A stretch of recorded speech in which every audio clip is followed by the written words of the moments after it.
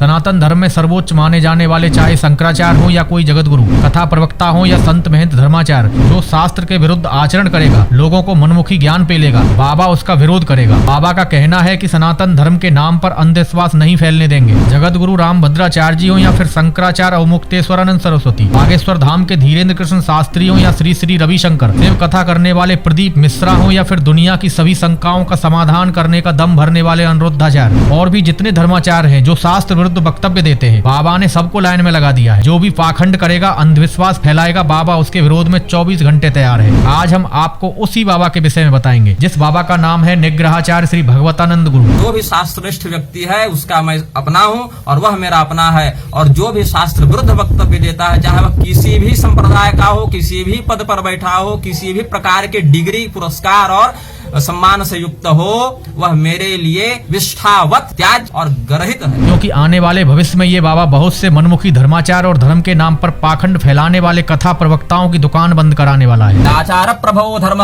धर्म चक्रवर्ती, कान खोलकर सुन लें। धर्म जो है आचरण प्रधान है और उस धर्म के भगवान नारायण स्वामी होते हैं। आचार प्रभो धर्म, धर्मस्य प्रभुरच्युतः, भगवान नारायण धर्म स्वरूप है, रामो विग्रहवान धर्म। आप वेद व्यासी के गद्दी पर बैठे हैं, व्यासपीठ पर बैठे हैं, और वहीं से आप अधर्म का विस्तार करते हैं। कैसे सहन करेंगे? क्यों सहन करेंगे? जनता को मूर्ख बनाना बंद कीजिए। नहीं जानते हैं तो चुप रहना सीख लीजिए, और अगर बोलना ही है तो हिंदू धर्म के नाम पर मत बोलिए ना। दयानंद सरस्वती ने आर्य समाज खोल लिया कि नहीं खोल लिया? बोलने को तो रामपाल भी बोल ही रहा है, राम रहीम भी बोल ही रहा है, राधे माँ भी बोल ही रही है, साईं बाबा वाले भी बोल ही रहे हैं, स्वामी नारायण बोल ही रहा है। हिंदू धर्म के नाम पर नहीं बोले, यह स्वीकार्य नहीं होगा। आपको बता दें, जगत गुरु स्वामी रामभद्राचार्य जी महाराज, जिनके सामने प्रधानमंत्री, मुख्यमंत्री जैसे शीश झुकाते हैं, जिनको भारत सरकार ने पद्म विभूषण से सम्मानित किया है, उनका भी शास्त्रीय विरोध निग्रहाचार्य भगवतानंद गुरु वर्षों से करते आ रहे हैं। इतना ही नहीं, दोनों का विवाद न्यायालय तक पहुंच चुका है, परंतु जगत गुरु रामभद्राचार्य जी के खिलाफ बाबा का शास्त्रीय विरोध अभी भी जारी है। सनातन धर्म में कोई भी ब्रह्मा से लेकर कीड़ा तक धर्म की दृष्टि से असमीक्षणीय नहीं है। प्रत्येक तत्व की समीक्षा होती है। ये वो सनातन धर्म है जहाँ ब्रह्मदेव ने वेद विरुद्ध व्याख्यान किया तो भगवान शिव ने माथा काट दिया। यह वह सनातन धर्म है जहाँ प्रजापति दक्ष ने धर्म विरुद्ध कृत्य किया तो भगवान शिव ने उसका माथा काट दिया। यह वह सनातन धर्म है जहाँ देवराज इंद्र ने दुष्कृत्य किया, द्विजराज चंद्रमा ने दुष्कृत्य किया, उनको भी दंड मिला। भगवती गंगा ने जब ब्रह्मलोक में कुछ अमर्यादित प्रतिक्रिया की तो उनको भी धरती पर आना पड़ा, वसुओं को मानव का अवतार लेना पड़ा। यह वह सनातन धर्म है जहाँ पर भगवान नारायण भी नारद के शाप को चरितार्थ करने के लिए, उस दंड को भोगने के लिए पत्नी वियोग की लीला करते हैं। यह वह सनातन धर्म है। आप और हम किस श्रेणी में आते हैं? हमने यह प्रतिज्ञा की है कि जब तक हमारे अंदर भगवान विद्यमान है, किसी संप्रदाय का कोई आचार्य हो, कोई पुरस्कार विजेता हो, किसी भी पद पर बैठा हो, यदि सनातन धर्म एवं शास्त्रों के विरुद्ध जाकर धर्म शास्त्रों की व्याख्या करेगा तो हमारे द्वारा उसका पुरजोर विरोध किया जाएगा। चलते होंगे बाबा लोग लाखों करोड़ों की गाड़ियों में, मेरे नाम पर एक साइकिल तक नहीं है, लेकिन जब जब धर्म की बात आएगी तो हम वेद व्यास जी को मानेंगे, वाल्मीकि जी को मानेंगे, भगवान महादेव और अगस्त ऋषि को मानेंगे। किसी भी कल्पित मत मतांतर के प्रवर्तकों की बात हम नहीं मानेंगे। जब तक हमारे अंदर भगवान की कृपा, इच्छा और शक्ति विद्यमान है, भगवान जब तक चाहते हैं,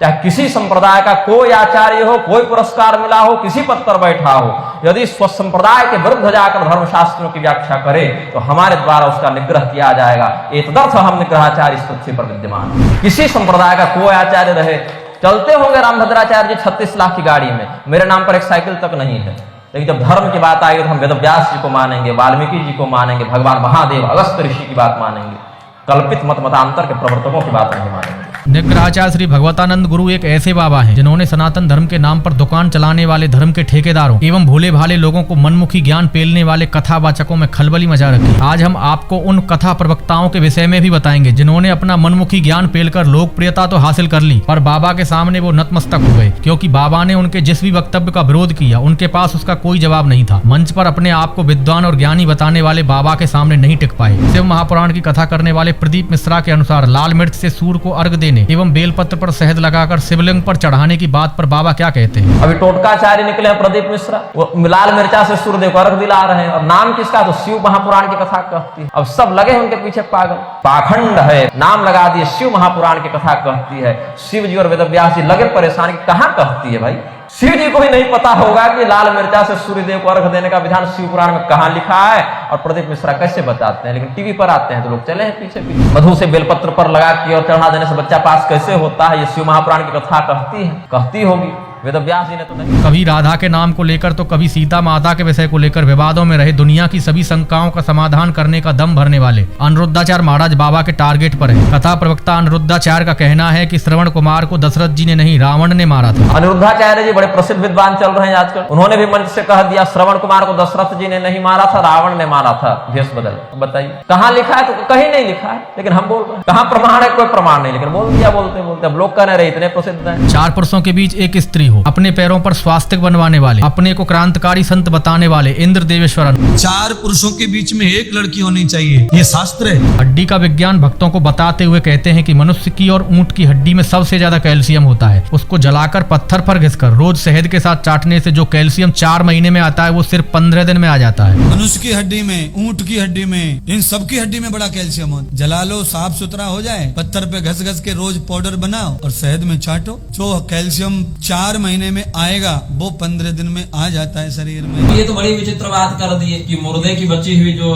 हड्डी है उसके भस्म को या हड्डी को शहद में मिला के चाटो तो कैल्शियम की वृद्धि होगी शरीर में। आयुर्वेद की कंपनियां ऐसा करती हैं, तो करती हैं तो उनका स्पष्ट नाम बताते हैं ना कि अमुक कंपनी ने अमुक दवा में मनुष्य की हड्डी का मिश्रण किया है कैल्शियम वृद्धि के लिए, पावर बढ़ाने के लिए, ताकि उस आयुर्वेद की उस कंपनी से पूछा जाता कि किस आयुर्वेद के ग्रंथ के आधार पर तुम ये कल्प बना रहे हो, अथवा इसके लिए क्या संवैधानिक या धार्मिक तुम्हारे पास अधिकार उपलब्ध है। तो ये बताना था ना कि अमुक कंपनी ने अमुक दवा में हड्डियों का मिश्रण किया है, तब ना हम लोग को इस पर आपत्ति करेंगे। और उल्टे कह दे रहे हैं कि इसमें तो चलता है भाई, कैल्शियम बढ़ाना है तो श्मशान के मुर्दे की बची जली हड्डी को शहद मिला के चाट। क्रांतिकारी जी का कहना है कि लोग ऐसे मूर्ख हैं जो शमशान को अपवित्र मानते हैं और घर को पवित्र, जबकि जहाँ व्यक्ति की मृत्यु होती है वह स्थान अपवित्र होता है। उनका कहने का मतलब है कि मनुष्य की मौत घर में होती है और घर अपवित्र होता है। बाथरूम जाएंगे 10 बार नहाएंगे नहीं, और शमशान गए तो नहाएंगे घर पे आके। इतने मूर्ख आनंद हो गए। बोलो अच्छा, बोलो किसी को दस्त लग जाते हैं वो उतनी बार नहाता है क्या जितनी बार करता है? 20 बार दस्त गया,